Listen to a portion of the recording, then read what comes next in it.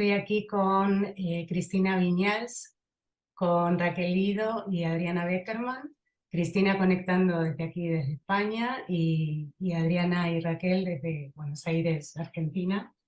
Y bueno, muchísimas gracias por estar aquí. Estamos presentando la nueva colección Cuerpo, Arte y Salud Mental en Editorial Simática, y invitando en este ciclo de entrevistas que estamos haciendo a las profesionales que ya forman parte de la colección, porque participaron en la reedición del libro que es El Cuerpo como Camino, con la participación de 17 profesionales de Argentina y de España. Y hoy estoy aquí con 3 de ellas. Muchas gracias. Entonces voy a ir presentando una a una, y voy a comenzar con Cristina Viñals. Bueno, Cristina Viñals es formadora, facilitadora, terapeuta y coach de salud integral, creadora de un método que es el método corporal de cadenas musculares. Desde 1996 viene practicando y formándose en trabajos psicocorporales y holísticos dentro de las llamadas gimnasias suaves. Desde sus estudios en arte dramático y posteriormente en el campo de la salud, así como paralelamente con diferentes terapias manuales, naturales, energéticas y de psicología moderna. Bienvenida, Cristina. ¿Cuántas cosas? ¿Cuántas cosas haces? Sé que estás siempre muy ocupada, así que muchas gracias. Y bueno, la pregunta que te hago es que, ¿cuál fue tu aporte en la revisión del Cuerpo como Camino? Bueno, primero que nada, gracias por contar conmigo. Ya lo he dicho en el libro, por escrito y ahora verbalmente, porque, bueno, justo en ese momento andaba como reflexionando el papel de la psicología en lo que es mi papel, ¿no? Mi trabajo en el campo de la psicología, porque además, bueno, como digo en el libro, es un trabajo psicocorporal, ¿no? Que engloba psique y cuerpo sin disociar, ¿no? Este aspecto como hacen en Oriente, pero aquí en Occidente, para entendernos, no le llamamos psicocorporal, algo que por sí ya está unido, ¿no? Entonces, pues mi aportación en el libro es ratificar de alguna forma todo aquello que para mí resulta visionario, y también lo digo en el libro por tu parte, y es como integrar, ¿no? Algo que nunca debió de estar disociado de la mente, pero que aquí hay más tendencia en Occidente, ¿no? A separar estas dos partes, igual el resto del cuerpo, además con diferentes especialidades. Y eso conlleva que no llevemos unos buenos resultados sanitarios, ¿no? Porque eh, digamos que, como decía antes y reitero, el cuerpo y la mente no están disociados, simplemente es una forma de poder entendernos, pero luego a la hora de tratar con la salud de las personas y sobre todo a nivel de psicología, lo que observo es que el cuerpo está en un lado completamente aparte. Entonces, con el trabajo que yo o la aportación que yo he intentado aportar dentro del libro, mi enfoque, mi visión, es, por un lado, ratificar lo que tú ya venías diciendo en esa primera edición, que para encontrar esa esencia, para encontrar nuestra verdad, nuestro movimiento espontáneo, ¿no? Para estar en nuestro centro, como a mí me gusta decir, primero tenemos que hacer todo un trabajo de autoobservación, de exploración consciente, y en eso yo creo que estamos todos de acuerdo, ¿no? Todos los que estamos integrados en el libro. Y a partir de ahí, bueno, la forma puede ser diferente dependiendo de la metodología, la técnica, la persona que está instruyendo, pero el punto de partida estamos totalmente de acuerdo, ¿no? Y una vez pasado ese primer escalón, ¿no? Es cuando empezamos a entrar o tenemos la llave para entrar en el inconsciente, que, ¿no? Que es algo que los psicólogos yo creo que es el gran reto, ¿no? Con el paciente, llegar a ese lugar para poder cambiar desde dentro y aflorar hacia afuera, ¿no? Y como dices tú, cambiando una pieza cambia todo tu exterior también, ¿no? No sé si con estas palabras, pero entendía Algo mientras así. leía la reedición también. Y Y digamos que tu vía, contanos un poco, y para ir cerrando la idea de tu aporte, es mm, esa vía de conciencia a través de, elegiste los estiramientos de las cadenas musculares, claro, tu propio método, como integrando otras metodologías o formas, bueno, aprendizajes que tú habías tenido anteriormente, ¿no? Claro, O yo simultáneamente. en el trayecto desde 1996 no solo he trabajado con estiramientos, sino todo lo relacionado que tú bien dices también que te has formado en lo que entre comillas llamamos gimnasias suaves, ¿no? Que es una anticorriente al paradigma convencional de cómo se veía el cuerpo. Bueno, a partir de ahí surge este método que es en base a los estiramientos, que para mí es la base para liberar, ¿no? Para llegar a esa esencia. Y luego lo complemento con trabajos que yo llamo de movimiento holístico, por no entrar a detallar todas las formaciones que tengo, pero que sí que engloba el movimiento. Pero para mí, antes de llegar a ese movimiento, antes de llegar a esa esencia, todo aquello que conforman las corazas, ¿no? Como tú bien dices, hay que liberarlas. Y para mí, por eso el estiramiento tomó mucha presencia, ¿no? En concreto, cadenas musculares, porque trabaja a un nivel global, a un nivel profundo, respetuoso y sobre todo muy introspectivo. No es nada postureo, ¿no? Y muy Es muy agradable, bello, ¿no? pero Además, muy agradable para experimentar, muy ¿no? Es placentero, muy muy placentero. Tú liberador. comentas en el libro que la gente es como muy agradecida, ¿no? Cuando llega a esos lugares más profundos, Sí, pero desde un lugar amable, ¿no? sí, Sí. exacto. Y además mucha gente que no está acostumbrada es la primera que lo siente de esa manera, ¿no? Llegar al cuerpo desde la amabilidad y con la misma eficacia, ¿no? O con mayor eficacia, ¿no? Es como sin resistencias, ¿no? Y aunque las encuentres por el camino, vas encontrando cómo solventar esas resistencias, ¿no? Y bueno, ya los lectores van a poder leerte en tu apartado, en tu aporte, que la verdad que es, bueno, enriquece muchísimo la primera edición. Así que muchísimas gracias. Y bueno, una preguntita más corta, ¿tienes pensado sí escribir algo próximamente? ¿Sigues por este camino de la autoría? Sí, sí, pero es una cuestión de tiempo, no tanto de inspiración, sino de tiempo. Pero sí que tienes el deseo, ¿sí? Sí, sí, quiero escribir solo sobre este método. Sí, estoy en ello y ya hablaremos. Perfecto, muy bien, muchísimas gracias. Bueno, estoy ahora con Raquel Guido. Es profesora de expresión y lenguaje corporal, licenciada en composición coreográfica, profesora de artes de nivel universitario en danza. Desde 1986 dedicada a la formación profesional en niveles terciario y universitario en universidades públicas y privadas de Buenos Aires, Argentina. Autora de diversos artículos y libros especializados. Raquel, gracias por estar aquí, por estar conectada. Tu aporte en el cuerpo como camino fue sobre senso-percepción y expresión corporal danza, tu especialización. Y bueno, contanos un poco de qué escribiste en el libro. Bueno, pensaba, ¿no? ¿Qué le aporté yo al libro y qué me aporta a mí la convocatoria de escribir en el libro? Sí. A mí me aporta y aporto al libro la posibilidad de dar palabra y palabra teórica, palabra fundamentada, palabra investigada y experimentada en todos mis años de profesión como formadora de docentes y también de investigadora, soy investigadora del UBASIT. Bueno, y en toda esta trama me permite ponerle palabra a una práctica, una forma de práctica, que en un aspecto es la técnica de base de la expresión corporal, pero también es un camino de vida.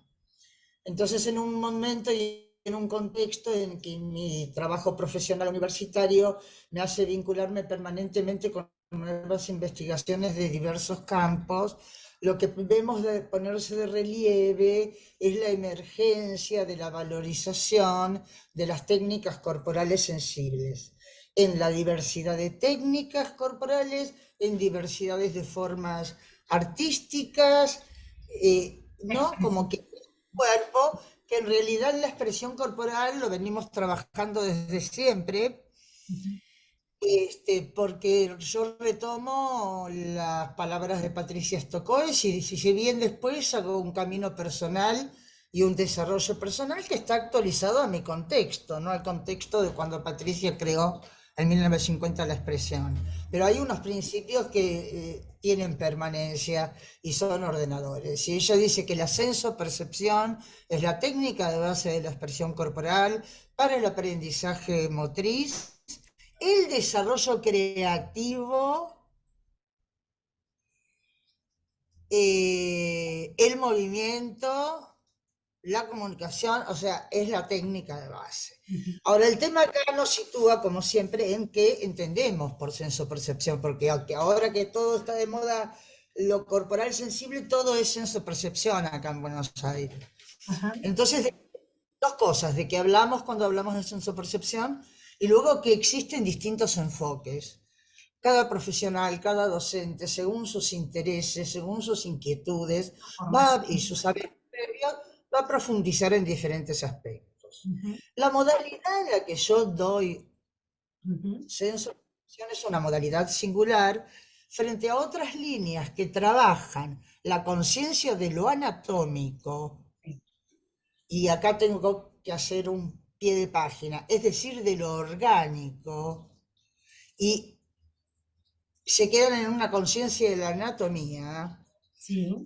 Línea no solo toma al organismo como concientización de la anatomía, sino al cuerpo, y el cuerpo es diferente del organismo. El organismo es propio de la especie, contiene en sí la memoria filogenética de la evolución de la especie y nos es transmitida a través de la memoria genética, y es lo dado por la naturaleza. El cuerpo no. El cuerpo es una construcción sociocultural, histórica, vincular, que se da en un contexto geopolítico, político, económico, social. Es una construcción de las prácticas de la cultura. Entonces, si yo me baso en la premisa de que el organismo, e imaginen un organismo en una morgue, es poético, yo te digo, el organismo no es poético, el cuerpo sí lo es.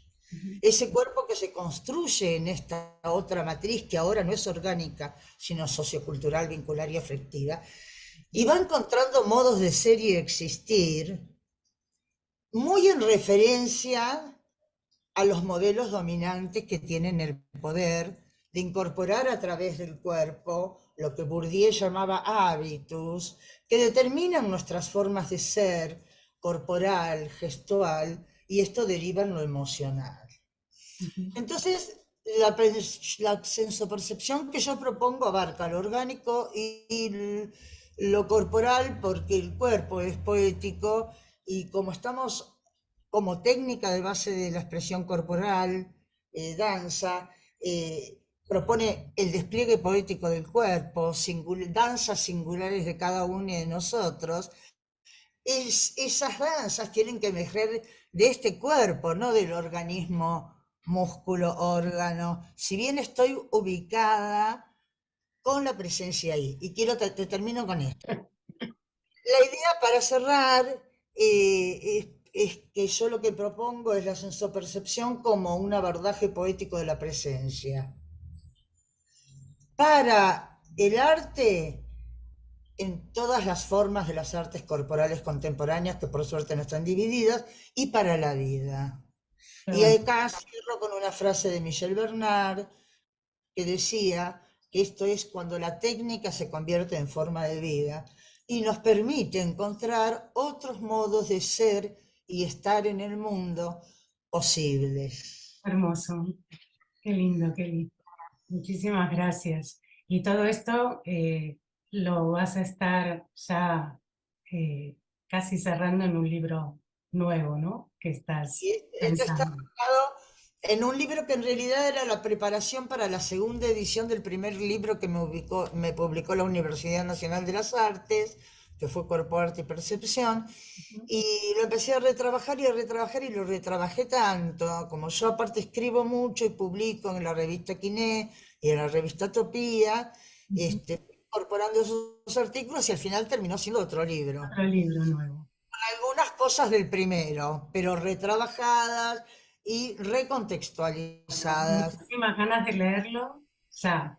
Así que bueno, vamos a seguir y a ver si ese libro forma parte de esta nueva colección, Cuerpo, Arte y Salud Mental, que además voy a contar, y para terminar esta parte con Raquel, que este nombre, Cuerpo, Arte y Salud Mental, bueno, fue gestado en una conversación con Raquel, con Kelly, que propuso también, ¿no?, que podía tener este nombre, incluir también la palabra arte dentro de la colección como forma de introducir toda esta parte más poética que propone Kelly, que propone Raquel y muchas otras también metodologías como la danza movimiento terapia o como otras formas expresivas, ¿no?, de diferentes modalidades y técnicas que existen que también pueden formar parte de la colección. Así que, bueno, también gracias por el aporte al nombre de la colección.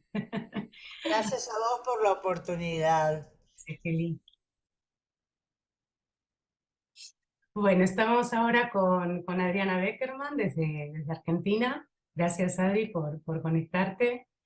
Y bueno, voy a presentar a Adriana, es educadora de la primera infancia, licenciada en educación inicial, psicóloga social con postítulo de educación y diversidad y postítulo sobre políticas de infancia. Fundadora y directora de una escuela infantil en Buenos Aires, realiza acompañamiento y supervisión de jardines maternales públicos en la Ciudad Autónoma de Buenos Aires y dicta cursos de capacitación docente a educadores en ejercicios de la profesión. Adriana es la única educadora del grupo de profesionales que están participando de esta reedición. Bueno, yo inicié mi camino como educadora junto a Adriana, así que nos conocemos hace muchísimos años.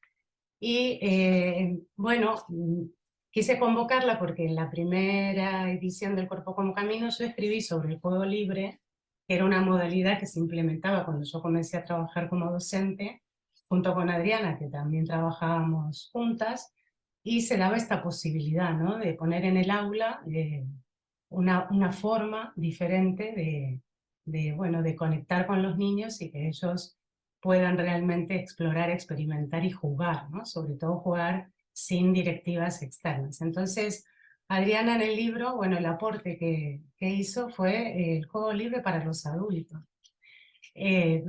Cuando me dio el texto, bueno, me encantó. Entonces, contanos un poco cuál fue tu aporte al cuerpo como camino.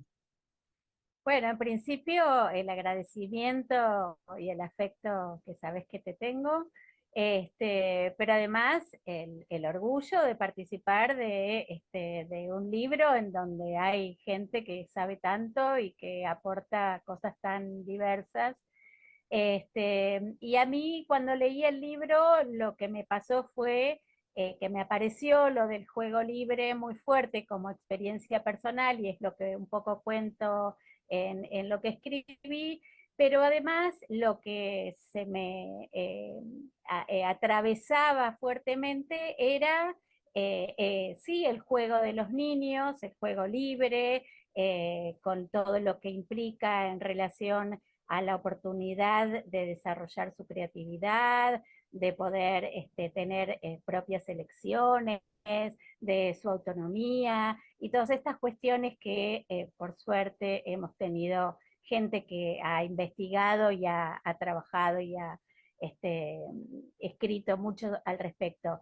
Pero básicamente lo que me aparecía en relación a tu libro, Laura, tiene que ver con el juego de la docente, el cuerpo de la docente, de los docentes, de las docentes. Creo que este es un tema bastante sensible. Creo que la pandemia trajo aparejado un impacto en el cuerpo de los y las docentes muy intenso. Y entonces me parece que hay que ocuparse de esto. Creo que una de las formas de aflojar ese cuerpo y de suavizarlo y de mimarlo y de cuidarlo es a través del juego, en donde uno puede sentir volver a esa posibilidad de sentir ese placer, ¿no? Del que hablaban hace un rato con alguna de las otras compañeras, pero que en relación a la educación queda un poquito relegado, ¿no? Se piensa mucho en el placer o el cuerpo de los niños y las niñas, pero queda como un poquito relegado la mirada hacia el propio cuerpo del docente. Entonces, bueno, me parece que pensar en un libro que hable del cuerpo a través de las distintas técnicas ya es una puerta abierta a que existen posibilidades de que ese cuerpo esté un poco más cuidado. En relación a lo que yo sé, tiene que ver con la educación y con el docente en ejercicio dentro de las escuelas. Yo especialmente, tengo como esta especificidad en relación a los maternales, y la docente maternal está todo el tiempo con el cuerpo ahí, ¿no? Inevitable. Con el UPA y con sentarse en el piso y con agacharse, ¿no? Y todas estas cosas hacen que sea necesario poner una mirada en ese aspecto. A mí me ¿no? pareció muy interesante y bueno, da para un libro monográfico. Pues, te invito a pensarlo porque realmente además en la época que estamos viviendo es realmente un tema muy sensible en general, ¿no? Y la posibilidad de, además en el texto, en el cuerpo como camino, más allá de los docentes, hacer la propuesta de recuperar esa parte creativa lúdica que podemos tener como adultos y una mirada más creativa también frente a las dificultades, ¿no?, que se aparecen. Y yo creo que es muy importante este tema porque el juego en la infancia nos marca la posibilidad de ser resilientes y creativos en la adultez. Si podemos realmente desplegar ese juego libre, no reglado, donde los niños se autorregulan y donde lo que además como adulto podemos leer y desde el cuerpo del adulto, bueno, entrar en sintonía, en una sintonía somática con ellos, ¿no? También. Por Sí, eso totalmente. es un libro interesante para escribir más sobre el tema. Así Bueno, que, bueno, muchísimas gracias. Lo puedo llegar a tener en cuenta. Lo dejo ahí. Lo que quería Totalmente. decir como final es algo que está en el libro tuyo, que yo escribí, y que es algo que siempre me convoca a repensarlo en forma permanente, y es una frase que dice: para imaginar, crear y explorar y soñar, alguien alguna vez con ternura nos abrió la puerta para ir a jugar. Hermoso. Bueno, en la infancia, en la adultez, en algún momento alguien habilitó eso. Y ojalá este libro habilite también muchas cosas. Gracias. Bueno, muchísimas gracias a las tres y espero que nos veamos pronto. Adiós. Gracias a ti. Gracias.